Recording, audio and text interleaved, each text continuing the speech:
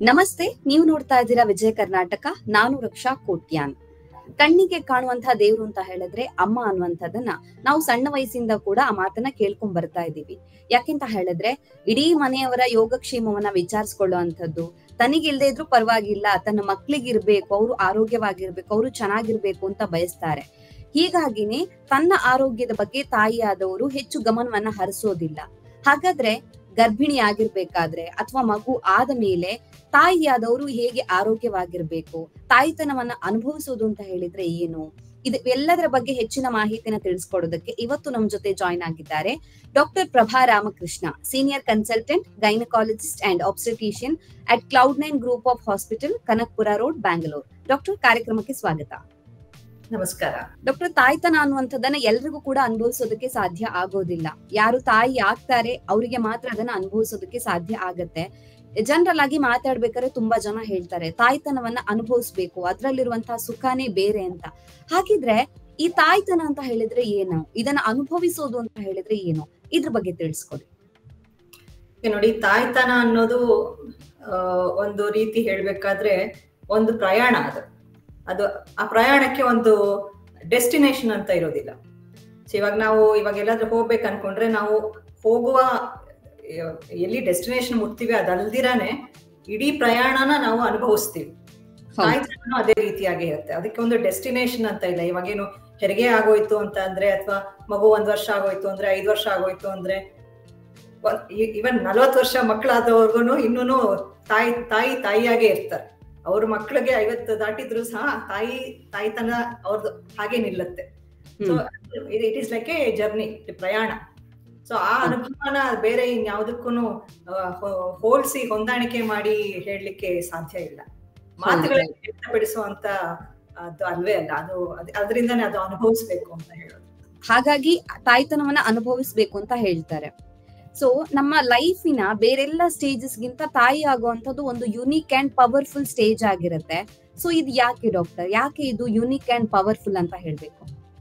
ನೋಡಿ, ಇನ್ ಯಾವುದೇ ರೀತಿ ನಮ್ಮ ಇದ್ರಲ್ಲಿ ಹಂತವಾಗಿ ನಾವು ಬೆಳೆದಿರ್ಬೋದು. ಚಿಕ್ಕ ವಯಸ್ಸಿಂದ ಎಷ್ಟೋ ಸಕ್ಸಸ್ ಅನ್ನ ನಾವು ಕಂಡಿರ್ಬೋದು, ಅಥವಾ ಬೆಳವಣಿಗೆ ಆಗ್ತಾನೆ ಇರುತ್ತಲ್ವ. ಯಾವ್ಯಾವ್ದೋ ಒಂದು ಹಂತವಾಗಿ ನಾವು ಬೆಳೀತಾ ಇರ್ತೀವಿ. ಬಟ್ ಯಾವುದೇ ಸ್ಥಿತಿಯಲ್ಲಿ ನಾವು ಇನ್ನೊಬ್ಬರಿಗಾಗಿ ನಮ್ಮ ಇಡೀ ತನ್ನತನವನ್ನೇ ಕೊಡುವಂತಹದ್ದು ಇಲ್ಲ. ತಾಯ್ತನದಲ್ಲಿ ಮಾತ್ರನೇ ಅದು ಪಾಸಿಬಲ್. ಸೊ ಇನ್ನೊಂದು ವ್ಯಕ್ತಿನ ಪ್ರಪಂಚಕ್ಕೆ ಉಪಯೋಗವಾಗುವಂತ ವ್ಯಕ್ತಿಯನ್ನ ಈ ಧರೆಗೆ ತರೋದು it self is it's A great thing. ಅದಕ್ಕೆ ಹೋಲಿಸುವಂತ ಬೇರೆ ಯಾವುದು ಕಾರ್ಯ ಇಲ್ಲ. ಮೇ ಬಿ ಅದೇ ಕಾರಣಕ್ಕೋಸ್ಕರನೇ ಅದನ್ನ ಪವರ್ಫುಲ್ ಜರ್ನಿ ಅಥವಾ ಅದೊಂದು ಯುನಿಕ್ ಜರ್ನಿ, ಆ ಒಂದು ಹಂತವನ್ನ ಬೇರೆ ಯಾರಿಗೂ ಅನುಭವಿಸೋದಕ್ಕೆ ಸಾಧ್ಯ ಆಗೋದಿಲ್ಲ ಅಂತ ಹೇಳುವಂಥದ್ದು. ಖಂಡಿತವಾಗಿ. ಡಾಕ್ಟರ್, ಹಾಗಿದ್ರೆ ಒಬ್ಬ ತಾಯಿಯಾದವಳಿಗೆ ಯಾವ್ದು ಹೆಚ್ಚು ಖುಷಿಯನ್ನ ಕೊಡುತ್ತೆ? ಮಗು ಆರೋಗ್ಯವಾಗಿ ಸಮಾಜಕ್ಕೆ ಉಪಯೋಗವಾಗಿ ಇರುವಂತ ವ್ಯಕ್ತಿ ತನ್ನ ಮಗು ಆದ್ರೆ ತಾಯಿಗೆ ಅದಕ್ಕಿಂತ ಮಿಗಿಲಾದ ಸಂತೋಷ ಬೇರೆ ಇಲ್ಲ. ಸೊ ಮಗುವಿನ ಆರೋಗ್ಯ ತುಂಬಾನೇ ಮುಖ್ಯ ಆಗಿರುತ್ತೆ ತಾಯಿಯಾದವರಿಗೆ. ಖಂಡಿತವಾಗಿ. ಡಾಕ್ಟರ್, ಈಗ ತಾಯ್ತನದಲ್ಲೂ ಕೂಡ ಬೇರೆ ಬೇರೆ ಸ್ಟೇಜಸ್ ಇರುತ್ತೆ. ಅದನ್ನ ಎಮೋಷನಲಿ ಹಾಗೇನೆ ಫಿಸಿಕಲಿ ಹೇಗೆ ಬ್ಯಾಲೆನ್ಸ್ ಮಾಡ್ಬೇಕಾಗತ್ತೆ? ಯಾಕೆಂತ ಹೇಳಿದ್ರೆ ಪ್ರೆಗ್ನೆನ್ಸಿ ಟೈಮ್ ನಲ್ಲಿ ಒಂದು ಹಂತ ಆದ್ರೆ, ಆಫ್ಟರ್ ಡೆಲಿವರಿ ಅದ್ರಲ್ಲೂ ಕೂಡ ಸ್ವಲ್ಪ ತಿಂಗಳಾದ್ಮೇಲೆ ಒಂದು ರೀತಿಯ ಸ್ಟೇಜ್ ಇರುತ್ತೆ, ಮಗುವನ್ನ ನೋಡ್ಕೊಳ್ಳುವಂಥದ್ದು, ಅದು ಕೂಡ ಚಾಲೆಂಜಿಂಗ್ ಆಗಿರುತ್ತೆ. ಸೊ ಈ ಟೈಮ್ ಅಲ್ಲಿ ಆ ಡಿಫ್ರೆಂಟ್ ಸ್ಟೇಜಸ್ ಅಲ್ಲಿ ಎಮೋಷನಲಿ ಹಾಗೇನೆ ಫಿಸಿಕಲಿ ಹೇಗೆ ಬ್ಯಾಲೆನ್ಸ್ ಮಾಡ್ಬೇಕಾಗತ್ತೆ? ನೋಡಿ, ಈಗ ಒಂದು ಜನರೇಷನ್ ಹಿಂದಿನ ಬಗ್ಗೆ ನಾವು ಯೋಚನೆ ಮಾಡಿದ್ರೆ, ಇವಾಗ ನಾವೆಲ್ಲ ಬೆಳೆದ ಟೈಮ್ ನಲ್ಲಿ ಒಂದು ಫ್ಯಾಮಿಲೀಸ್ ಅಂದ್ರೆ ಜಾಯಿಂಟ್ ಫ್ಯಾಮಿಲೀಸ್ ಇರ್ತಾ ಇತ್ತು, ಒಂದು ಸಪೋರ್ಟ್ ಸಿಸ್ಟಮ್ ಇರ್ತಾ ಇತ್ತು. ಸೊ ಯಾವುದೇ ರೀತಿಯಾದ ನಮ್ಗೆ ಆತಂಕಗಳು ಏನೇ ಇದ್ರು ಸಹ ಸಹಾಯಕ್ಕೆ ಅಂತ ನಮ್ಗೆ ಒಂದು ನೆಟ್ವರ್ಕ್ ಇರ್ತಾ ಇತ್ತು. ನಮ್ಮ ಸಂಬಂಧಿಕರಾಗ್ಲಿ ನಮ್ಮ ಫ್ಯಾಮಿಲಿ ಆಗ್ಲಿ ನಮ್ಗೆ ಸಪೋರ್ಟಿವ್ ಆಗಿ ಇರುವ ಪಾಸಿಬಿಲಿಟಿ ಇತ್ತು. ಇವಾಗ ಈಗ ಬರ್ತಾ ಚೇಂಜ್ ಆಫ್ ಡೆಮೋಗ್ರಫಿಕ್ಸ್ ಎಲ್ಲ ಆಗಿ ಇವಾಗ ನ್ಯೂಕ್ಲಿಯರ್ ಫ್ಯಾಮಿಲೀಸ್ ಆಗಿರೋದ್ರಿಂದ ಅವ್ರಿಗೆ ಯಾವ ರೀತಿ ಈಗ ನಾರ್ಮಲ್ ಆಗಿ ಏನು ಬದಲಾವಣೆಗಳು ಆಗ್ತಾ ಬರುತ್ತೆ. ಈಗ ಗರ್ಭಿಣಿ ಆದ ತಕ್ಷಣ ಈಗ ಕಾಮನ್ ಆಗಿ ಕಂಡು ಬರುವಂತ ಒಂದು ಇಂಡೈಷನ್ ಇರ್ಬೋದು, ವಾಂತಿ ಆಗೋದಿರ್ಬೋದು, ಊಟ ಸೇರದೆ ಇರೋದಿರ್ಬೋದು, ನಿದ್ರೆ ಬರ್ದೇ ಇರೋದಿರ್ಬೋದು, ಇದೆಲ್ಲಕ್ಕೂ ಸಹ ಇದು ಸಹಜವಾಗಿ ಆಗುವಂಥದ್ದು. ನಮಗೂ ಈ ರೀತಿ ಆಗಿತ್ತು ಅಂತ ಹೇಳಿದ್ರೇನೆ that is like a positive reinforcement. ಅದು ಮನೆಯಲ್ಲಿ ಯಾರಾದ್ರೂ ದೊಡ್ಡವ್ರು ಇರ್ತಾ ಇದ್ರು, ಹೇಳ್ತಾ ಇದ್ರು, ಅದು ಹಾಗೆ ನೋಡಿರ್ತಾ ಇದ್ರು ಮನೆಯಲ್ಲಿ. ಇನ್ನು ಬೇರೆಯವರು ಚಿಕ್ಕಮ್ಮ ದೊಡ್ಡಮ್ಮ ಹಾಗೆ ಹೆರಿಗೆಗೆ ಬಂದವರು ಅವ್ರು ಯಾವ ರೀತಿ ನಡ್ಕೊತಾ ಇದ್ರು, ಇದೆಲ್ಲ ಸಹಜವಾಗಿ ಆಗುವಂತದ್ದು ಅಂತ ಅದೇ ಒಂದು ವಾತಾವರಣದಲ್ಲಿ ಬೆಳೀತಾ ಇದ್ರು ಮುಂಚೆ. ಇವಾಗ ಅದಿಲ್ಲದೆ ಇರೋದ್ರಿಂದ ಮತ್ತೆ ಪ್ರೆಗ್ನೆನ್ಸೀಸ್ ಸಹ ಇವಾಗ ಏನು ಈಗ 20s ನಲ್ಲಿ 20ರ ಪ್ರಾಯದಲ್ಲಿ ಏನ್ ನಡೀತಾ ಇತ್ತು, 20ರಿಂದ 30ರ ಪ್ರಾಯದಲ್ಲಿ ನಡೀತಾ ಇದ್ದಿದ್ದು ಇವಾಗೆಲ್ಲಾನು ಲೇಟ್ ಆಗೇ ಆಗ್ತಾ ಇದೆ. ಯಾಕಂದ್ರೆ ಈಗ ಕೆರಿಯರ್ ಆಸ್ಪಿರೇಷನ್ಸ್ ಎಲ್ಲ ಇರೋದ್ರಿಂದ ಮದುವೆಗಳು ಲೇಟ್ ಆಗ್ತಾ ಇದೆ, ಮಕ್ಕಳಾಗೋದನ್ನು ಡಿಲೇ ಮಾಡ್ತಾ ಇದ್ದಾರೆ. ಹಾಗಿರೋದ್ರಿಂದ ಇವಾಗ ಕೆಲವು ಆತಂಕಗಳು ದೊಡ್ಡದಾಗಿದೆ. ಈಗ ಒಂದು ವಯಸ್ಸಾದ ನಂತರ ವಿತ್ ಇನ್ಕ್ರೀಸಿಂಗ್ ಏಜ್, ಒಂದು ಪರ್ಟಿಕ್ಯುಲರ್ ಏಜ್ ಅಂದ್ರೆ ನೆನ್ನೆವರೆಗೂ ಇಲ್ಲ, ಇವತ್ತು ನಂಗೆ ಅಷ್ಟು, ನನಗೆ ಇವತ್ತು 35 ಆಯ್ತು ಆದ್ರೆ ಇವತ್ತಿಂದ ನನಗೆಲ್ಲ ಕಾಯಿಲೆ ಬರುತ್ತೆ ಅಂತ ಅಲ್ಲ. ಪೀರಿಯಡ್ ಆಫ್ ಟೈಮ್ ಇವಾಗ ಒತ್ತಡ ಜಾಸ್ತಿ ಇರೋದ್ರಿಂದ, ಪ್ರೆಷರ್, ಸ್ಟ್ರೆಸ್ ಎಲ್ಲ ಇರೋದ್ರಿಂದ, ಮತ್ತೆ ಆರೋಗ್ಯ ನಾರ್ಮಲ್ ಆಗಿ ಯಾವ ರೀತಿ ಆರೋಗ್ಯವಂತವಾಗಿ ಇರುವ ಒಂದು ಲೈಫ್ ಸ್ಟೈಲ್ ಇರ್ತಾ ಇತ್ತು ಅದು ಸಾಕಷ್ಟೇ ಬದಲಾಗಿದೆ. ಎಲ್ಲ ಡೆಸ್ಕ್ ಜಾಬ್ಸ್ ಅಲ್ಲಿ ಇರುವ ಅದನ್ನ ಜಾಸ್ತಿ ನೋಡ್ತೀವಿ. ಫಿಸಿಕಲ್ ಆಕ್ಟಿವಿಟಿ ಏನು ಇರಲ್ಲ, ಎಕ್ಸರ್ಸೈಸ್ ಇಲ್ಲ. ಡಯಟ್ ನಲ್ಲಿ ಇವಾಗ ಟೈಮ್ ಇಲ್ಲದೆ ಇರೋದ್ರಿಂದ ಎಲ್ಲಾನು ಫಾಸ್ಟ್ ಫುಡ್, ಎಲ್ಲವೂ ಫಾಸ್ಟ್ ಯುಗ ಆಗ್ಬಿಟ್ಟಿದೆ. ಆದ ಕಾರಣ ಏನಾಗಿದೆ, ಇವಾಗ ಲೈಫ್ ಸ್ಟೈಲ್ ಡಿಸಾರ್ಡರ್ಸ್ ಎಲ್ಲ ಜಾಸ್ತಿ ನೋಡ್ತೀವಿ. ಸೊ ಪ್ರೆಗ್ನೆನ್ಸಿ ಆಗೋದಕ್ಕಿಂತ ಮುಂಚೆನೆ ಹಲವರಿಗೆ ಬ್ಲಡ್ ಪ್ರೆಷರ್ ಇರ್ಬೋದು, ಸಕ್ಕರೆ ಕಾಯಿಲೆ ಇರ್ಬೋದು, ಅಥವಾ ಪ್ರೀ ಡಯಾಬಿಟಿಕ್ ಸ್ಟೇಜ್ ಇರ್ಬೋದು, ಥೈರಾಯ್ಡ್ ತೊಂದರೆಗಳಿರ್ಬೋದು, ಫೈಬ್ರಾಯ್ಡ್ಸ್ ಇರ್ಬೋದು, ಓವರಿಸಲ್ಲಿ ಸಿಸ್ಟ್ ಇರ್ಬೋದು, ಹೀಗೆ ನಾನಾ ತರ ತೊಂದರೆಗಳನ್ನ ಮುಂಚಿತವಾಗ್ಲೇ ಈಗ ಗರ್ಭಿಣಿ ಆಗುವ ಮೊದಲೇನೆ ಕೆಲವರಿಗೆ ಗೊತ್ತಾಗಿರುತ್ತೆ. ಕೆಲವರು ಅಲ್ಲಿವರೆಗೂ ಚೆಕ್ಅಪ್ ಮಾಡಿಸ್ಕೊಂಡ್ರಲ್ಲ, ಪ್ರೆಗ್ನೆಂಟ್ ಆದ ತಕ್ಷಣ ಕೆಲವು ಚೆಕ್ಅಪ್ ಮಾಡಿಸ್ಕೊಂಡಾಗ ಇದೆಲ್ಲಾನು ಹೊರಗೆ ಬರಕ್ಕೆ ಶುರು ಆಗಿದೆ. ಇವಾಗ ಅದನ್ನ ನೋಡ್ತಾ ಇದೀವಿ. ಈ ತರ ಆರೋಗ್ಯವಂತವಾದ ಮಹಿಳೆ ಗರ್ಭಿಣಿ ಆದಾಗೂ ಅಥವಾ ಆಲ್ರೆಡಿ ದೇಹದಲ್ಲಿ ಏನಾದ್ರೂ ತೊಂದರೆಗಳು ಉಂಟಾಗಿ ಅವರು ಪ್ರೆಗ್ನೆಂಟ್ ಆದ್ರೆ ಅವಾಗ ಅವರ ಕೇರ್ ಯಾವ ರೀತಿ ಇರುತ್ತೆ, ಅದ್ರಲ್ಲಿ ಸ್ವಲ್ಪ ಬದಲಾವಣೆಗಳು ಆಗತ್ತೆ. ಸೊ ಇವಾಗ ನಾರ್ಮಲ್ ಆಗಿ ಅಂದ್ರೆ ನಾವು ಆದಷ್ಟು ಮನೆ ಊಟ ಮಾಡಿ, ಪದೇ ಪದೇ ಸ್ವಲ್ಪ ಮಿತವಾದ ಆಹಾರ ಪದೇ ಪದೇ ತಗೊಳ್ಳಿ. 6 ಸ್ಮಾಲ್ ಮೀಲ್ಸ್ ಅಂತ ಹೇಳ್ತೀವಿ, ಒಟ್ಟಿಗೆ ಜಾಸ್ತಿ ತಿನ್ನಕ್ಕಾಗದೆ ಇರೋ ಕಾರಣಕ್ಕೆ. ಮತ್ತೆ ರೆಗ್ಯುಲರ್ ಆಗಿ ಯಾವುದೇ ರೀತಿ ಒಂದು ಫಿಸಿಕಲ್ ಆಕ್ಟಿವಿಟಿ ಇಟ್ಕೊಳ್ಳಿ, ವಾಕ್ ಮಾಡಿ, ಏನಿಲ್ಲದೆ ಇದ್ರೂ ವಾಕ್ ಮಾಡಿ. ಸೊ ಯೋಗ ಮಾಡೋದು ತುಂಬಾ ಉತ್ತಮವಾದ ಒಂದು ರೀತಿ ಟು ಬ್ಯಾಲೆನ್ಸ್ ಹಾರ್ಮೋನ್ಸ್ ಮತ್ತೆ ಮೈಂಡ್ ಅಂಡ್ ಬಾಡಿ ಎರಡಕ್ಕೂ ಹೆಲ್ಪ್ ಆಗತ್ತೆ. ಸೊ ಅದನ್ನ ಮಾಡಿ ಅಂತ ಹೇಳ್ತೀವಿ. ಮತ್ತೆ ಪ್ರಾಣಾಯಾಮ ಮಾಡೋದ್ರಿಂದ ಒಂದು ಸ್ಥಿರತೆ, ಒಂದು ಮನಸ್ಸಿನ ಶಾಂತಿ, ಆ ವಾತಾವರಣ ಬೇಕು ಆರೋಗ್ಯ ಬೆಳಿಲಿಕ್ಕೆ. ಸೊ ಅದೆಲ್ಲ ನಾವು ಅಡ್ವೈಸ್ ಕೊಡ್ತಾ ಬರ್ತೀವಿ. ಈಗ ಗರ್ಭಿಣಿ ಆದ ತಕ್ಷಣವೇ ಕೆಲವು ತೊಂದರೆಗಳು ಕಂಡು ಬಂತು ಅಂದ್ರೆ ಅವ್ರ ಆತಂಕ ಗ್ರಾಜುಯಲಿ ಜಾಸ್ತಿ ಆಗ್ತಾ ಹೋಗುತ್ತೆ. ನಂಗೆ ಥೈರಾಯ್ಡ್ ಇದೆಯಂತೆ, ನನಗೆ ಇದೆಯಂತೆ, ಶುಗರ್ ಇದೆಯಂತೆ, ಇದು ತಿನ್ಬಾರ್ದಂತೆ, ಅದ್ ತಿನ್ಬಾರ್ದಂತೆ, ಕಟ್ನಿಟ್ಟುಗಳು ಜಾಸ್ತಿ ಆಗ್ತಾ ಹೋಗ್ಬಿಡುತ್ತೆ. ಭಯ ಜಾಸ್ತಿ ಆದಂಗೆ ಅವ್ರಿಗೆ ಬರುವಂತ ಡಿಸೀಸ್ ಗಳು ಕೂಡ ಹೆಚ್ಚಾಗ್ತಾ ಹೋಗುತ್ತೆ. ಮತ್ತೆ ಹೋಲ್ ಜಾಯ್ ಆಫ್ ಪ್ರೆಗ್ನೆನ್ಸಿ, ಇವಾಗ ನಾವು ಇದೇನು ಜರ್ನಿ ಅಂತ ಹೇಳಿದ್ವಿ, ಇದನ್ನ ಸವಿಯಬೇಕು. ಈ ಜರ್ನಿ ಹೇಗೆ ಅಂದ್ರೆ ಇದನ್ನ ಅನುಭವಿಸಬೇಕು ಅಂತ ಹೇಳ್ತಾರೆ, ಎಂಜಾಯ್ ಮಾಡ್ಬೇಕಾಗುತ್ತೆ. ಆ ಅನುಭವನೇ ಒಂದು 9 ತಿಂಗಳು ಒಂದು ಟಾರ್ಚರ್ ಆದಂಗೆ, ಅಥವಾ 9 ತಿಂಗಳು ಒಂದು ಇದಂಗೇನು ಜರ್ನಿ ಒಂದು ಭಯದಲ್ಲೇ ಹೋದ್ರೆ ಕಷ್ಟ ಆಗುತ್ತೆ ಅಂತ. ಯಾಕಂದ್ರೆ ಅದು ಪೇಷಂಟ್ ಆಗೇ ಇರ್ಬೇಕು ಅನ್ನೋ ಒಂದು ಫೀಲಿಂಗ್ ಬಂದ್ರೆ ಅದು ಕಷ್ಟ ಆಗತ್ತೆ. ಸೊ ನೀವ್ ಹೇಳ್ದಂಗೆ ಮುಂಚೆ ಎಲ್ಲ ಕುಟುಂಬದಲ್ಲಿ ಇರ್ತಾ ಇದ್ರು, ಹಾಗಾಗಿ ಬೇರೆ ಮಕ್ಳನ್ನ, ದೊಡ್ಡಮ್ಮನ್ ಮಕ್ಳು ಅಥವಾ ಅಕ್ಕನ್ ಮಕ್ಳು, ಆ ಮಕ್ಳನ್ನ ನೋಡಿದಾಗ ನಮ್ಗೆ ಗೊತ್ತಾಗ್ತಿತ್ತು ಮಕ್ಳಲ್ಲಿ ಏನಾದ್ರು ಚೇಂಜಸ್ ಆಗುತ್ತೆ, ಈ ತರ ಆಗತ್ತೆ ಅಂತ. ಸೊ ಅವರಿಗೂ ಮಕ್ಳಾದಾಗ ನೀವು ಹೇಳ್ದಾಗೆ ಈ ತರ ಮುಂಚೆನೂ ಆಗಿತ್ತು, ಸೊ ಇದು ಕಾಮನ್ ಅನ್ನುವಂತ ಒಂದು ಧೈರ್ಯ ಬರುತ್ತೆ. ಅಥವಾ ಏನಾದ್ರು ಪ್ರಾಬ್ಲಮ್ ಆದಾಗ ಏನ್ ಸೊಲ್ಯೂಷನ್ ಅನ್ನೋದು ಕೂಡ ಗೊತ್ತಿರುತ್ತೆ. ಸೊ ಇವಾಗ ನ್ಯೂಕ್ಲಿಯರ್ ಫ್ಯಾಮಿಲಿ ಆಗಿರೋ ಕಾರಣದಿಂದಾಗಿ ಪ್ರಾಬ್ಲಮ್ಸ್ಗೆ ಹೆಚ್ಚು ಭಯ ಪಡುವಂತದ್ದು ಜಾಸ್ತಿ ಆಗ್ತಾ ಇದೆ ಅಂತ. ಅದು ಅಲ್ದೇನೆ ಇವಾಗ ಎಸ್ಪೆಷಲಿ ಇವಾಗ ನಮ್ಮ ಬೆಂಗಳೂರು ಅಂತ ನಗರದಲ್ಲಾದ್ರೆ ಫಸ್ಟ್ ಏನಾದ್ರು ಆದ್ರೆ ಒಂದು ಚಿಕ್ಕ ತಲೆನೋವು ಬಂದ್ರೆ ಅದನ್ನ ಫಸ್ಟ್ ಇಂಟರ್ನೆಟ್ ಅಲ್ಲಿ ಹುಡ್ಕೋದು, ಯಾಕೆ ನನಗೆ ತಲೆನೋವು ಬಂತು ಅಂತ. ಇವಾಗ ನೀವು ಸಿಂಪಲ್ ಆಗಿ ತಲೆನೋವಿಗೆ ಏನ್ ಕಾರಣ ಅಂತ ನೋಡಿದ್ರೆ ಅದು ತುಂಬಾ ಪ್ಯಾನಿಕ್ ಆಗುವಂತ ಕಂಟೆಂಟ್ ಗಳು ಸಿಗುತ್ತೆ. ಹಿಂದಿನ ದಿವಸ ಸರಿಯಾಗಿ ನಿದ್ದೆ ಆಗದಿರೋ ತಲೆನೋವು ಸಹ ಇದ್ದಿರಬಹುದು, ಬಟ್ ಅದು ನಮ್ಗೆ ಮನಸ್ಸಿಗೆ ನಾಟೋದಿಲ್ಲ. ಲಾಸ್ಟ್ ಲೈನ್ ಅಲ್ಲಿ ಇರುತ್ತೆ ಬ್ರೈನ್ ಕ್ಯಾನ್ಸರ್ ಇರ್ಬೋದು, ಬ್ರೈನ್ ಟ್ಯೂಮರ್ ಇರ್ಬೋದು ಅಂತ, ಅದು ನಿಂತು ಬಿಡುತ್ತೆ ತಲೆಯಲ್ಲಿ. ನನಗೇನೋ ಆಗ್ತಿದೆ ಅನ್ನೋ ಭಯ. ಸೊ ಇದು ಈ ನಡುವೆ ಇನ್ನು ಬೇರೆ ಬೇರೆ ರೀತಿಯಾದ ಫೋರಮ್ಸ್, ಇವಾಗ ಇನ್ಸ್ಟಾಗ್ರಾಮ್ ಆಗ್ಲಿ, ರೀಲ್ಸ್ ಆಗ್ಲಿ, ಯೂಟ್ಯೂಬ್ಗಳಾಗ್ಲಿ, ಹಲವಾರು ಮಾಧ್ಯಮಗಳಿರೋದ್ರಿಂದ ಈ ಎಲ್ಲಾ ಮಾಧ್ಯಮಗಳಿಂದ ಇನ್ಪುಟ್ಸ್ ಜಾಸ್ತಿ ಇರುತ್ತೆ. ಅಂದ್ರೆ ಇನ್ಫಾರ್ಮೇಶನ್ ಓವರ್ಲೋಡ್ ಅಂತ ಹೇಳ್ತೀವಿ ಇದನ್ನ. ಇನ್ಫಾರ್ಮೇಶನ್ ಓವರ್ಲೋಡ್ ಇದೆ. ಬಟ್ ಅದು ಇನ್ಫಾರ್ಮೇಶನ್ಗೂ ನಾಲೆಡ್ಜ್ಗೂ ವ್ಯತ್ಯಾಸ ಇರುತ್ತೆ. ಯಾವ್ದೋ ಒಂದು ನಮ್ಗೆ ವಿಷಯ ತಿಳಿಯೋದಕ್ಕೂ ಅದನ್ನ ಅರ್ಥ ಮಾಡ್ಕೊಂಡು ಇದು ನನಗೆ ಸೂಟಬಲ್, ಈ ಇನ್ಫಾರ್ಮೇಶನ್ ನನಗ ಅನ್ವಯ ಆಗತ್ತಾ ಅಂತ ತಿಳ್ಕೊಳ್ಳೋದ್ರಲ್ಲಿ ವ್ಯತ್ಯಾಸ ಇರುತ್ತೆ. ಹೌದು ಹೌದು. ಸೊ ಆ ಕಾರಣಕ್ಕೆ ಇವಾಗ ಸಪೋರ್ಟ್ ಸಿಸ್ಟಮ್ ಇಲ್ಲದೆ ಇರೋದ್ರಿಂದ, ಸಪೋರ್ಟ್ ಎಲ್ಲರೂ ಇವಾಗ ಫೋನ್ ಮುಖಾಂತರ ಆಗ್ಬಿಟ್ಟಿರೋದ್ರಿಂದ ಅದು ಈ ಭಯಾನಕ ಒಂದು ಪರಿಸ್ಥಿತಿನ ಏರ್ಪಾಟ್ ಮಾಡ್ತಾ ಇದೆ. ಆಂಗ್ಸೈಟಿ ಲೆವೆಲ್ಸ್ ಜಾಸ್ತಿ ಆಗ್ತಾ ಇದೆ. ಹೌದು ಹೌದು. ಡಾಕ್ಟರ್, ಹಾಗಿದ್ರೆ ಈ ಪ್ರೆಗ್ನೆನ್ಸಿ ಟೈಮ್ ನಲ್ಲಿ ನೋಡೋದಾದ್ರೆ ಅವರಿಗೆ ಫಿಸಿಕಲ್ ಡಿಸ್ಕಂಫರ್ಟ್ ಅನ್ನುವಂಥದ್ದು ಇರುತ್ತೆ. ಸೊ ಯಾವ್ದೆಲ್ಲ ಫಿಸಿಕಲ್ ಡಿಸ್ಕಂಫರ್ಟ್ ನಿಮಗೆ ಗೊತ್ತಿರೋ ಪ್ರಕಾರ ಇರುತ್ತೆ, ಅದನ್ನ ಹೇಗೆ ಮ್ಯಾನೇಜ್ ಮಾಡ್ಬೇಕಾಗುತ್ತೆ? ಮೊದಲೇ ಹೇಳಿದಾಗೆ ಪ್ರೆಗ್ನೆನ್ಸಿ ಅಂತ ಗೊತ್ತಾದ ಕೂಡಲೇ ಶುರುವಾಗೋದು ವಾಕರಿಕೆ ಬರುವಂತದ್ದು, ನಾಸಿಯಾ ಅಂತ ಹೇಳ್ತೀವಿ, ಊಟ ಸೇರದೆ ಇರೋದು, ಮತ್ತೆ ಮೂತ್ರ ವಿಸರ್ಜನೆ ಮಾಡ್ಬೇಕಂತ ಅನ್ಸೋದು, ಸರಿಯಾಗಿ ನಿದ್ರೆ ಬರ್ದೇ ಇರೋದು ಅಥವಾ ತುಂಬಾ ನಿದ್ರೆ ಬರೋದು, ಸ್ವಲ್ಪ ಇರಿಟೇಷನ್ ಆಗೋದು, ಒಮ್ಮೆಲೆ ಕೋಪ ಬರುವಂತದ್ದು, ಇದೆಲ್ಲಾನು ಸಹಜವಾಗಿ ನೋಡ್ತೀವಿ. ಇದಲ್ದಿರ ಹಾರ್ಮೋನಲ್ ವ್ಯತ್ಯಾಸಗಳಿಂದ ಜೀರ್ಣ ಕಡಿಮೆ ಆಗತ್ತೆ. ಜೀರ್ಣ ಕಡಿಮೆ ಆಗೋದ್ರಿಂದ ಇವಾಗ ಮಲ ವಿಸರ್ಜನೆ ಕೂಡ ನಿಧಾನ ಆಗ್ಬೋದು, ಕಾನ್ಸ್ಟಿಪೇಷನ್ ಆಗ್ಬೋದು. ಕಾನ್ಸ್ಟಿಪೇಷನ್ ಆಗಿ ಜಾಸ್ತಿ ಫೈಬರ್ ಮತ್ತೆ ನೀರಿನ ಅಂಶ ಇರೋ ಪದಾರ್ಥಗಳು ಕಡಿಮೆ ತಗೊಳ್ಳೋದ್ರಿಂದ ಇದು ಪೈಲ್ಸ್ ಸಹ ಆಗ್ಬೋದು ಕೆಲವರಿಗೆ, ಮೂಲವ್ಯಾಧಿ ರೋಗ.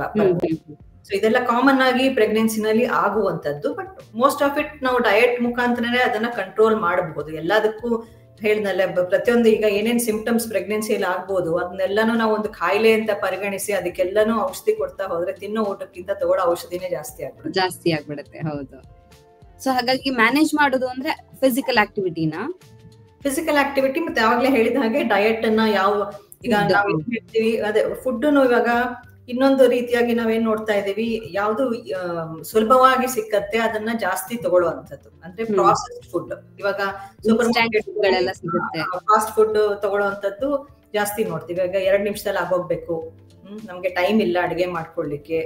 ಈಗ ಅಡಿಗೆ ಮಾಡ್ಕೊಳ್ಳಿಕ್ ಟೈಮ್ ಇಲ್ಲದೆ ಇದ್ರು ಬೇರೆ ತರ ಹೆಲ್ತಿ ಆಪ್ಷನ್ಸ್ ಇರುತ್ತೆ. ಬಟ್ ನ್ಯಾಚುರಲ್ ಟೆಂಡೆನ್ಸಿ ಸ್ವಲ್ಪ ಅನ್ಹೆಲ್ತಿ ಆಪ್ಷನ್ಸ್ ಕಡೆನೆ ಸೆಳೆತ ಇರುತ್ತೆ. ಆ ಕ್ರೇವಿಂಗ್ಸ್ ಅಂತ ಹೇಳ್ತೀವಲ್ಲ, ಅದು ಸಹಜವಾಗಿ ಪ್ರೆಗ್ನೆನ್ಸಿನಲ್ಲಿ ಸ್ವಲ್ಪ ಸ್ಪೈಸಿ ತಿನ್ಬೇಕು ಅಂತ, ಇಲ್ಲ ಕೆಲವರಿಗೆ ಸಿಹಿ ತಿನ್ಬೇಕು ಅಂತ, ಆತರ ಒಂದು ರೀತಿಯ ಒಂದು ಕ್ರೇವಿಂಗ್ ಇರಬಹುದು.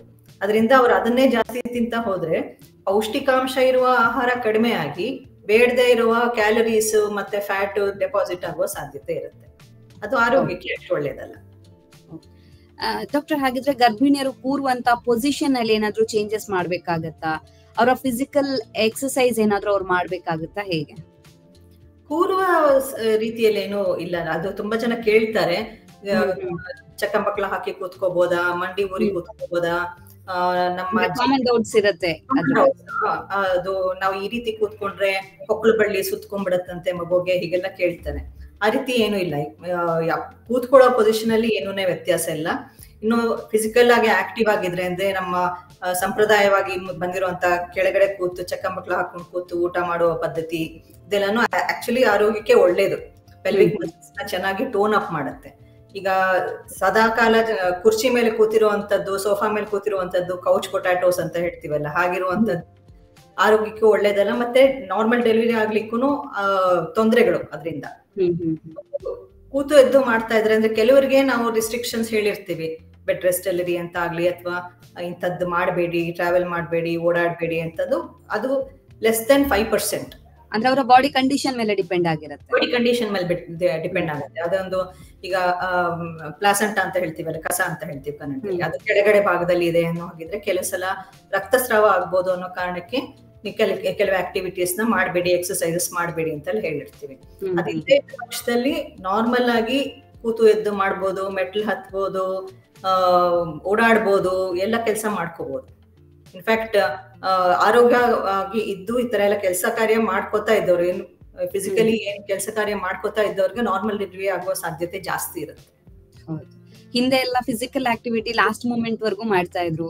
ಕೆಲ್ಸಕ್ಕೆ ಹೋಗಿದ್ರಂತೆ, ಕೆಲ್ಸದಿಂದ ಬರ್ತಾ ಹೆರಿಗೆ ನೋವು ಬಂತು, ಈ ತರ ಎಲ್ಲ ಇನ್ಸಿಡೆಂಟ್ ಗಳನ್ನ ಜಾಸ್ತಿ ಕೇಳ್ತಾ ಇದ್ವಿ.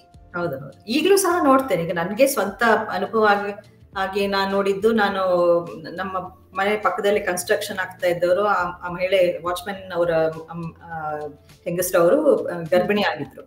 ಹಿಂದೆನೆ ಇರೋ ಪ್ರೈಮರಿ ಹೆಲ್ತ್ ಸೆಂಟರ್ ಬೆಳಗ್ಗೆ ನಾನು ಕೆಲ್ಸಕ್ಕೆ ಹೊರಟಾಗ ನೋಡಿದೀನಿ, ಕೂತಿದ್ಲು ಆರಾಮಾಗಿ ಕೆಲಸ ಮಾಡ್ಕೊತಾ ಇದ್ಲು. ನಾನು ಸಂಜೆ ಡ್ಯೂಟಿ ಮುಗಿಸಿ ಹೋಗೋಷ್ಟೊಳಗೆ ಮಗುನ ಎತ್ಕೊಂಡ್ಬಂದ್ ಕೂತಿದ್ಲು. ಆಗುತ್ತೆ ಹೆರಿಗೆ ಅಂತಂದ್ರೆ, ಆಯ್ತು ಅಕ್ಕ ಹೋಗಿ ಆಯ್ತು, ನೋವು ಬಂತಂತ ಹೋದೆ, ಹೆರಿಗೆ ಆಯ್ತು ಅಂತ ಹೇಳಿದ್ರೆ ಅಷ್ಟು ಆರಾಮಾಗಿ ಮಾಡ್ಕೋತಾರೆ. ಯಾಕಂದ್ರೆ ಅವ್ರು ಫಿಸಿಕಲಿ ಅಷ್ಟು ಮಸಲ್ಸ್ ಎಲ್ಲ ಟೋನ್ ಅಪ್ ಆಗಿರುತ್ತೆ. ಹೌದು, ಅವರು ತುಂಬಾ ಅವ್ರಿಗೆ ಏನು ಲೇಬರ್ ಪೇನ್ ಅಂತ ಕಷ್ಟನೂ ಪಟ್ಟಿರಲ್ಲ. ಅವ್ರಿಗೆ ರಾತ್ರಿಯಿಂದಾನೇ ನೋವು ಇತ್ತಂತ ಹೇಳಿದ್ರು. ಬೆಳಗ್ಗೆ ನಾನು ನೋಡಿದಾಗ್ಲೂ ಅವಳೇನು ಹೇಳಲಿಲ್ಲ. ಕಷ್ಟ ಸಹಿಷ್ಣುತೆ ಚೆನ್ನಾಗಿರೋರಿಗೆ ಈ ತರ ಲೇಬರ್ ಪೇನ್ಸ್ ಚೆನ್ನಾಗಿ ಸಹನೆ ಇರುತ್ತೆ ಅವ್ರಿಗೆ.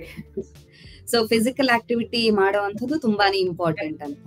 ಇವಾಗ ಅದೆಲ್ಲ ಈಗ ಏನು ನಗರ ಪ್ರದೇಶದಲ್ಲಿ ಅದೆಲ್ಲ ಸಾಧ್ಯ ಇಲ್ಲದೆ ಇರೋ ಕಾರಣಕ್ಕೆ ಬೇರೆ ತರ ಅದನ್ನ ಯಾವ ರೀತಿ ಅಳವಡಿಸಬಹುದು ಆ ರೀತಿ ಕ್ಲಾಸಸ್ ಮಾಡ್ತೀವಿ. ಈಗ ಯೋಗಾನು ಮಾಡ್ತಾರೆ. ಹೌದು, ಪ್ರೆಗ್ನೆನ್ಸಿ ಯೋಗ, ಹೌದು ಪ್ರೆಗ್ನೆನ್ಸಿ ಯೋಗ, ಮತ್ತೆ physiotherapist guided exercises to help normal ಡೆಲಿವರಿಗೆ ಹೆಲ್ಪ್ ಆಗ್ಲಿಕ್ಕೆ. ಮತ್ತೆ ಡೆಲಿವರಿಗೆ ಅಂತಲ್ಲ, ಈಗ ಯಾವುದೇ ಕಾರಣಕ್ಕೆ ಕೆಲವರಿಗೆ ಸಿ ಸೆಕ್ಷನ್ ಆಗ್ಬೇಕಾಗತ್ತೆ. ಆಗಿದ್ರು ಸಹನು ಅವ್ರಿಗೆ ಎಕ್ಸರ್ಸೈಸ್ ಬರೀ ನಾರ್ಮಲ್ ಡೆಲಿವರಿಗೆ ಅಂತಲ್ಲ, ಈಗ ಹಲವಾರು ಬದಲಾವಣೆಗಳು ನಾ ಹೇಳಿದ ಹಾಗೆ. ಈಗ ಬೆನ್ನೋವು ಬರೋದು ತುಂಬಾ ಕಾಮನ್. ಯಾಕೆ ಬೆನ್ನೋವು ಬರುತ್ತೆ ಪ್ರೆಗ್ನೆನ್ಸಿಲಿ ಅಂದ್ರೆ, ಇವಾಗ ನಮ್ದು ಒಂದು ತೂಕ ಬೆಳೆಯತ್ತೆ, ಹೊಟ್ಟೆನಲ್ಲಿ ಮಗು ಬೆಳೆದ ಹಾಗೇನೆ, ಮಗು ತೂಕ ಬೆಳೆದ ಹಾಗೇನೆ ನಮ್ಮ ಬೆನ್ನೆಲುಬುನು ಚೇಂಜ್ ಆಗುತ್ತೆ. ಕರ್ವ್, ಬ್ಯಾಕ್ವರ್ಡ್ ಕರ್ವ್, ಹೀಗೆ ನಿಂತು ನಡೆಯೋದು ಅದೆಲ್ಲ ಅಭ್ಯಾಸ ಆಗುತ್ತೆ. ಅದರಿಂದ ಬೆನ್ನಿನ ಮೇಲೆ ಒತ್ತಡ ಬೀಳತ್ತೆ. ಸೊ ಬೆನ್ನಿನ ಮೇಲೆ ಒತ್ತಡ ಬಿದ್ದಾಗ ಬೆನ್ನೋವು ಬರೋದು ಸಹಜ. ಸೊ ಅದಕ್ಕೆ ಬ್ಯಾಕ್ ಸ್ಟ್ರೆಂಥನಿಂಗ್ ಎಕ್ಸರ್ಸೈಸಸ್ ಎಲ್ಲ ಬೇಕಾಗತ್ತೆ. ಸೊ ಅದಕ್ಕೆಲ್ಲ ಹೆಲ್ಪ್ ಮಾಡ್ಲಿಕ್ಕೆ ಫಿಸಿಯೋಥೆರಪಿಸ್ಟ್ ಎಲ್ಲಾನು ಗೈಡ್ ಮಾಡ್ತಾರೆ, ಯಾವ ರೀತಿ ಎಕ್ಸರ್ಸೈಸ್ ಅಥವಾ ಯೋಗ ಮುಖಾಂತರ ಆಗ್ಲಿ, ಫಿಸಿಯೋಥೆರಪಿ ಮುಖಾಂತರ ಆಗ್ಲಿ, ಅದಕ್ಕೆಲ್ಲಾನು ಎಕ್ಸರ್ಸೈಸಸ್ ಮಾಡಿ ಟೋನ್ ಅಪ್ ಮಾಡ್ಕೊಂಡ್ರೆ ಈ ತೊಂದರೆಗಳೆಲ್ಲಾನು ಸಾಕಷ್ಟು ಮಟ್ಟಿಗೆ ನಾವು ಕಂಟ್ರೋಲ್ ತಗೋಬಹುದು. ಓಕೆ, ಹಾಗಿದ್ರೆ ಪ್ರೆಗ್ನೆನ್ಸಿ ಟೈಮ್ ನಲ್ಲಿ ಫುಡ್ ಅಥವಾ ನ್ಯೂಟ್ರಿಷನ್ ಫುಡ್ ಯಾವ್ದೆಲ್ಲ ತಗೋಬೇಕಾಗುತ್ತೆ? ಎಲ್ಲದಕ್ಕಿಂತ ಉತ್ತಮವಾದದ್ದು ಅಂದ್ರೆ, ನಾವೇನು ಚಿಕ್ಕಂದಿನಿಂದ ಬೆಳೆದು ಬಂದಿರ್ತೀವಿ, ಯಾವ ರೀತಿ ಆಹಾರ ಪೋಷಣೆ ನಮ್ಗೆ ನಡೆದಿರುತ್ತೆ, ನಮ್ಮ ದೇಹಕ್ಕೆ ಅದು ಕರೆಕ್ಟ್ ಆಗಿ ಹೋಗಿರುತ್ತೆ. ಈಗ ಒನ್ ಸೈಜ್ ಫಿಟ್ಸ್ ಆಲ್ ನಡೆಯೋದಿಲ್ಲ ಇದಕ್ಕೆ. ಯಾಕೆಂದ್ರೆ ಒಂದು ಟೇಬಲ್, ಈಗ ನೀವು ಆಗ್ಲೇ ಹೇಳಿ ಇಂಟರ್ನೆಟ್ ಅಲ್ಲಿ ಎಲ್ಲ ಸಿಕ್ಕತ್ತೆ ಅಂತ. ಈಗ ಪ್ರೆಗ್ನೆನ್ಸಿ ಡಯಟ್ ಅಂತ ನೋಡಿದ್ರೆ 1000 ಪ್ಲಾನ್ಸ್ ಬರುತ್ತೆ. ಬಟ್ ನಮಗೆ ಏನು, ನಾವು ತಿನ್ನುವ ಆಹಾರ ಅದು ಫಾಲೋ ಮಾಡ್ಲಿಕ್ಕೆ ಅನುಕೂಲವಾಗಿರ್ಬೇಕು. ನಾವು ಏನ್ ತಿನ್ಕೊಂಡ್ ಬಂದಿರ್ತೀವಿ ಅದನ್ನೇ ಪ್ರೆಗ್ನೆನ್ಸಿ ಟೈಮ್ ನಲ್ಲಿ ಕಂಟಿನ್ಯೂ ಮಾಡ್ಬೇಕು ಅಂತ. ಅದು ಎಲ್ಲದಕ್ಕಿಂತ ಉತ್ತಮವಾದ, ಯಾಕೆಂದ್ರೆ ಅದು ನಮ್ಮ ದೇಹಕ್ಕೆ ಒಗ್ಗಿರುತ್ತೆ. ಈಗ ನಮ್ಮದೇ ಕರ್ನಾಟಕದಲ್ಲೇ ತಗೊಂಡ್ರೆ, ಈಗ ದಕ್ಷಿಣ ಭಾಗದಲ್ಲಿ ರಾಗಿ ತಿನ್ನೋದ ಅಭ್ಯಾಸ ಇರುತ್ತೆ, ಮತ್ತೆ ಉತ್ತರ ಭಾಗದಲ್ಲಿ ಜೋಳ ತಿನ್ನೋ ಅಭ್ಯಾಸ ಇರುತ್ತೆ, ರೊಟ್ಟಿ ತಿಂತಾರೆ. ಸೊ ಅವ್ರಿಗೆ ಅವರ ಆಹಾರ ಪದ್ಧತಿನ ಹಾಗೆ ಕಂಟಿನ್ಯೂ ಮಾಡೋದು ಉತ್ತಮ. ಯಾಕೆಂದ್ರೆ ಅದು ಅವರಿಗೆ ಒಗ್ಗಿರುತ್ತೆ. ಅಂಡ್ ನಾಳೆ ಮಗು ಆದ ನಂತರ ಕೂಡ ಮಗುನು ಅದೇ ಫುಡ್ ತಾನೇ ತಗೊಳುತ್ತೆ, ಅದೇ ಆಹಾರ ಪದ್ಧತಿ ಬೆಳೆಯುತ್ತೆ. ಸೊ ಈಟ್ ಲೋಕಲಿ ಅಂತ ಹೇಳ್ತೀವಿ, ಅಂದ್ರೆ ನಮ್ಮ ಶರೀರಕ್ಕೆ ಅದು ಸರಿಯಾಗಿರುತ್ತೆ, ಯಾವ ರೀತಿಯಾಗಿ ನಾವು ಆಹಾರ ತಗೋತಾ ಇದ್ವಿ. ಮತ್ತೆ ಸೀಸನಲ್ ಫ್ರೂಟ್ಸ್, ಈಗ ತುಂಬಾ ಜನ ಕೇಳ್ತಾರೆ ಇಂಥ ಹಣ್ಣು ತಿನ್ಬಾರ್ದಂತೆ, ಅಂತ ಹಣ್ಣು ತಿನ್ಬಾರ್ದಂತೆ ಅಂತ. ಕೆಲವು ಊಹಾಪೋಹಗಳಿದೆ ಅದ್ರ ಮೇಲೆ. ಈಗ ಏನೋ ತಿಂದ್ರೆ ಮಿಸ್ಮ್ಯಾಚ್ ಆಗ್ಬಿಡುತ್ತೆ. ಈಗ ಎಲ್ಲದಕ್ಕಿಂತ ಮುಖ್ಯವಾಗಿ ಹೇಳೋದು ಪಪ್ಪಾಯ ಹಣ್ಣಿನ ಮೇಲೆ. ಪಪ್ಪಾಯ, ಪೈನಾಪಲ್ ತಿನ್ಬಾರ್ದು. ಫಸ್ಟ್ ಕೇಳೋ ಪ್ರಶ್ನೆನೇ ಅದು, ಪಪ್ಪಾಯ ಪಪ್ಪಾಯ ಬಗ್ಗೆ ಹೆಚ್ಚು ಜನ ಕೇಳ್ತಾರೆ.